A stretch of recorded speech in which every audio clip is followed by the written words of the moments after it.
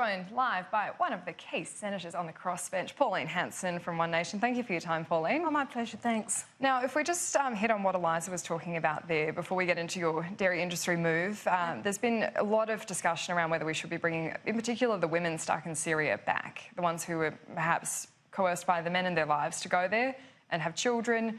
What's your opinion? No? No. No.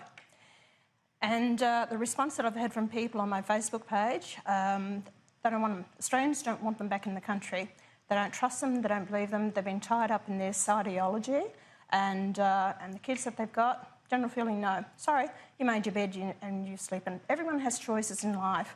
They're so incompatible with our way of life and who we are, and I don't think we need this. I don't think we need terrorism. So the argument we've heard from Christina Keneally and some foreign experts has been that if we have them overseas, it doesn't mean they're not a threat. You can plan terror attacks from overseas, like we saw with the Bali attacks on Australians. So wouldn't it be better to have them here so we can monitor them?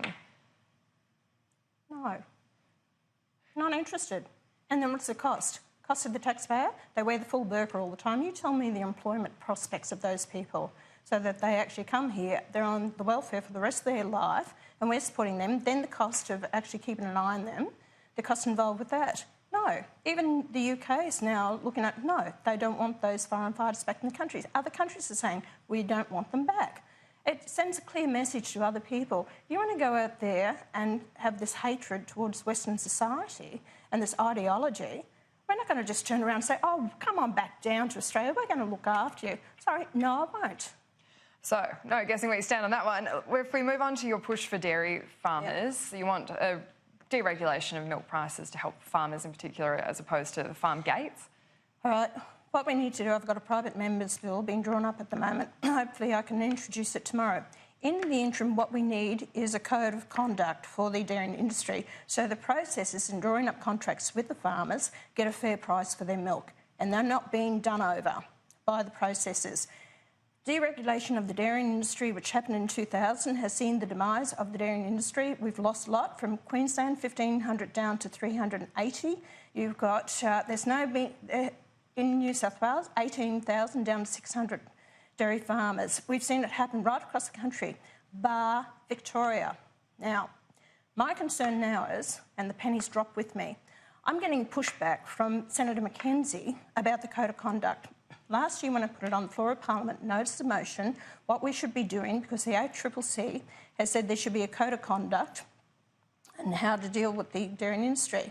The government said they've been working on it. Well, I found information, they've been working on it since 2014. They are not going to support the dairy industry code of conduct. Now you have Mackenzie.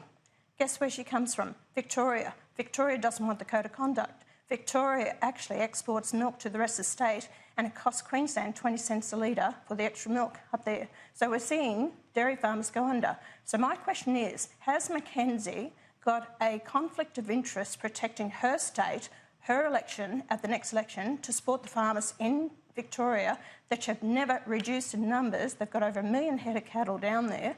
So I want this code of conduct for the dairy farmers as an interim, which they're all saying, yes, we should have, and they've sat on their hands for over a year now, more than a year, and nothing's happened. And Labor is pathetic because they're playing political games with this because it's Pauline Hanson, One Nation, that's raising this.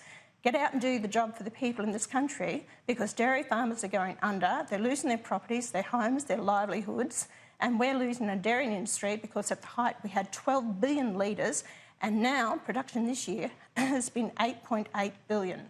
So you've threatened to not support the government on key issues because you want to see their support for this, but then why did you vote with them last night on these airport security amendments? I said on non-critical legislation, which I haven't. And I think it's very important that we do have security at the airports, which I did support that last night, about the amendment that was put up by Rex Patrick. So I said I will look at it, but as far as I'm concerned, I'm not interested in looking at legislation.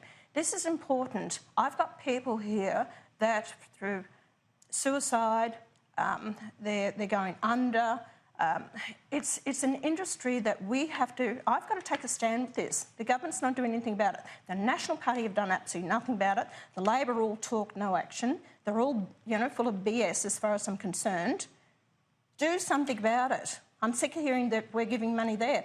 Scott Morrison comes out and says, oh, but we put $318.5 million into the industry. He's just given $150 million to NASA, so he's quite prepared to send the, the astronauts into space. And in the meantime, back home here, he's sending our cows to heaven. Well, the argument from Karen Andrews in Question Time yesterday was that those are linked issues, that when you invest in that space technology, it could translate into improvements in technologies on farms. Do you accept that, or is it a long bow to draw? You know what? The average Joe Blow out there, and I'm just an average, Queenslander, Australian, it doesn't cut it with me. I've got people who are desperate. People coming up and grabbing me and saying, Pauline, can you do something? Can you help us? That's what I've got to deal with. I'm not worried about the trouble with this government, everyone, is they don't have long-term vision. And that's what we've got to deal with, the issues here. All they're concerned about is what they can do to ensure their election. We, politicians, including myself, we go out and talk to the people, will you vote for me at the next election to ensure my livelihood, my job, my future? And yet here we are, the legislators of this nation, and we have people crying out to us about their livelihoods, their future, and we're turning our backs on them. Do you think that should mean that the government should extend the farm household allowance beyond 4 years and a decade? Of course it should be. Why have we got people on welfare for years on end? Why have we drawn a line and said you can only get it for 4 years? I know that Longreach, they were in drought for 8 years up there in Longreach. So why? Why do we do that? Other countries, they actually subsidise their farmers. What we should be doing with the farming sector, when we are in oversupply of grain and feed and lucerne and that type of thing, the government should actually be buying that from the farmers, putting it in storage. So in time of drought, we already have that in storage. It will keep for years. I used to, be on a farm. I still am on a large property, and I used to have my own cattle for years. I went through the drought with cattle. I had to hand feed them. And in today's days and times, it's about $5 a day to feed them. It's all right giving your farm household, which is equivalent to New Start, $250 a week or $280 a week. But what about feeding the cattle? That's why they can't afford it. They haven't got the water. The government has not put in the infrastructure. I've been at them about putting in the pipeline from the Paradise Dam, running 35 k's to actually give water to Colston Lakes. That's another thing. I haven't heard back from them with regards to that.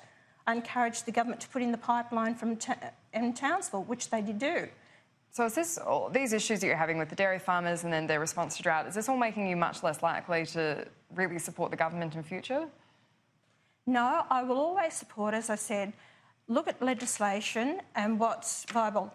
How would the Labor Party have handled all this? They've never really understood the rural and regional sectors of Australia, but the National Party have failed the people of Australia. They have not really listened to what's going out there, and they've tagged themselves too much to the Liberal Party. They've forgotten about the grassroots supporters. And this is what I'm doing. If the National Party won't do their job and fight for the people of this country, I don't care whether it's dairying or if it's the farmer or whatever, I will do it. I'm not going to stand by and see these people's lives destroyed. I remember years ago that John Anderson said, and he was the leader of the National Party, he said, we've got 125,000 farmers, we can survive on 75. I think we're down to 85. Was that their intent to actually destroy the farming sector, where a lot of our land now, once they walk off it, is being bought up by the Chinese? And 25% of our agricultural land in the Northern Territory and Tasmania is foreign-owned. It's not good enough. And just finally, you've received a huge amount of backlash for your new role as Deputy Chair of the Family Law Inquiry. Can you tell us where you're at with that? Have you started any work? Why is everyone so worried about it? I think it was just those comments you made about women making up allegations against... Well, listen, don't shoot the messenger. Dr. David Collier, well, sorry, it's not Dr. Judge David Collier from the Parramatta Courts in 2013, before he retired, he said, you have a lot of misrepresentation. You have people that are not telling the truth on the courts. This has come out, and a lot of people are verifying what I'm saying. So don't shut me down. I'm just putting the truth out there. If these people are so afraid of what evidence may be given in that hearing, don't blame me. This is what's happening in our system. That's why I want a fair system that will address about the parents, but not only that, children's rights and the grandparents, because this is a holistic review. We've had it in the past. And I say to these people who are criticising because the ALRC have handed down 60 recommendations. How many of those people out there criticising have really read the recommendations? Do they understand family law? Do they know what their recommendations are? Probably not. They'd all talk through their hat. They wouldn't know what the hell they're talking about. I've been through this as a mother, as a wife, and now as a grandmother. Have you had any pressure from the government to tone down your rhetoric around this? No. No? Because no one's going to tell me to tone down what I'm saying. People want a strong voice, and it's not about toning it down. It's being realistic, and you have to expose what the problems are, as I'm doing with the dairying industry, as I'm doing with the family law, because a lot of people are relying on my having this voice to give them hope for the future. And I have been inundated, people thanking me for being involved in this and pushing it. I want the truth. Well, we will all be watching very closely. Pauline Hanson, thank you for your time. Thank you.